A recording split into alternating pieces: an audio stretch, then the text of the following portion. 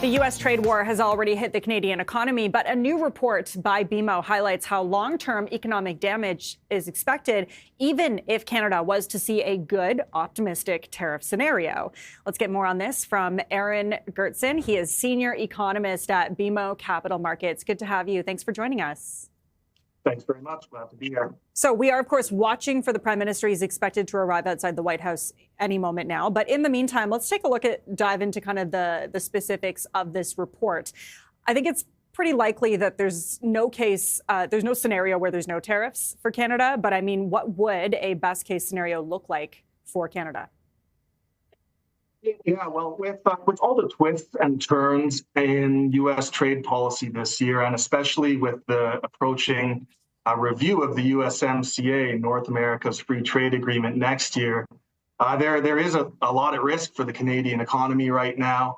Not difficult to imagine a bad outcome, but I would argue that even in the most optimistic scenario, which is not necessarily the most likely one, where the U.S. and Canada bring tariffs all the way back to zero, the fact that this can happen, the awareness that free trade could potentially one day end, is something that's going to weigh on business investment in Canada for some time to come here.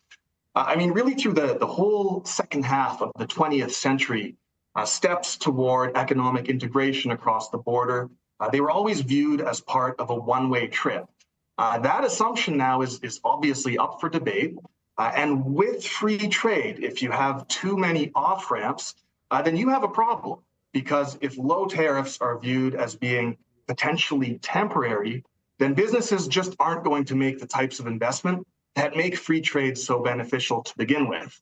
And a point that I make is that this is not just a challenge for the here and now. I mean, make no mistake, lower business investment is bad today too.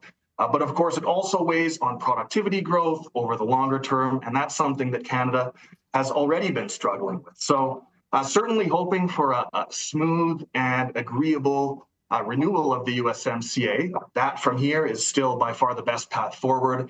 But I think even in the best case, you can't totally put the genie back in the bottle. Yeah, there's a lot at stake. And obviously that review of CUSMA is going to be happening as well. As you say, best case would maybe be just a renewal of that free trade agreement. This report also kind of highlights several possible paths forward for Canada-U.S. relations. What do those look like? Yeah, one of the most challenging aspects for economists heading into this USMCA renegotiation is just the wide range of possible outcomes. So is this going to look like USMCA 1.0, where free trade was tinkered with a little bit around the edges, but it was kept as a core principle, or will there be a deeper change here?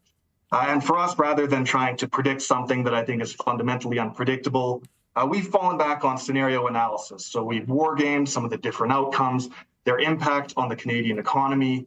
One possibility is that North American free trade effectively muddles through in something like its current form. So you have U.S. tariffs targeting some Canadian industries and a mild response in the other direction. That's a pretty reasonable baseline expectation. It's effectively the operating assumption that we've built into our economic forecast.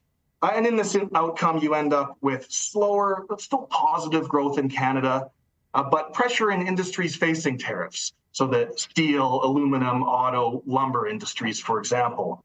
A more damaging outcome would be that Canada effectively loses its privileged access to the U.S. market and ends up facing tariffs, something like what the U.S. has negotiated with other countries over the past few months, say averaging 15%. That obviously creates a more challenging economic environment in Canada, including a possible technical recession.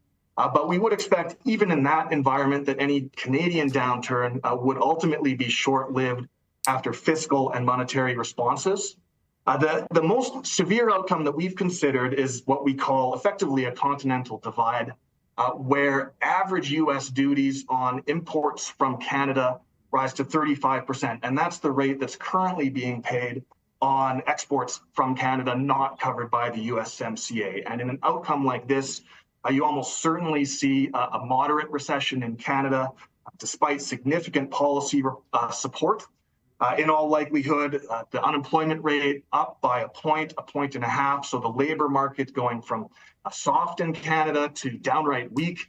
And even in the US in this scenario, you'd see a more material impact on growth, a slowing of the expansion, and then on both sides of the border, a longer term upward pressure on prices.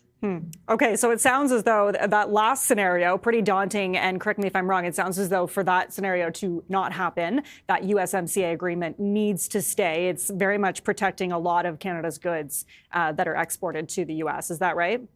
Like, that's crucial.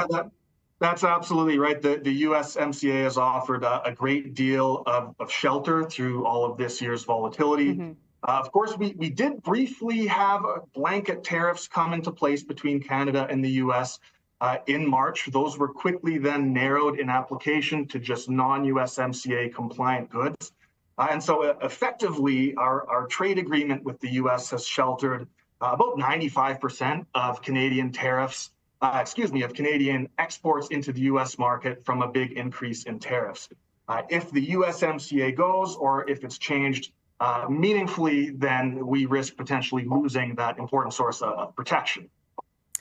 Just lastly, before I let you go, in a scenario where today's meeting between Carney and Trump brings some kind of like mutually beneficial outcome, how long do you think it would take for Canada's economy to reflect that in a positive way?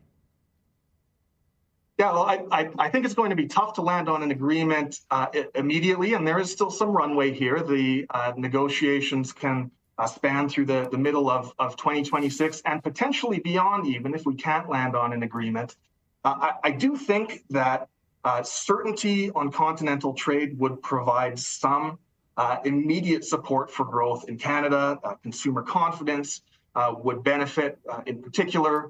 But as I say up front, just the fact that this can happen, and the fact that having the USMCA, which let's remember was negotiated during President Trump's first term, hasn't entirely protected us from the possibility of tariffs, means that even any new agreement negotiated today might not entirely protect us in the future. So incremental positive, I certainly would like to see it, but as I've said, you can't quite put the genie all the way back in the bottle.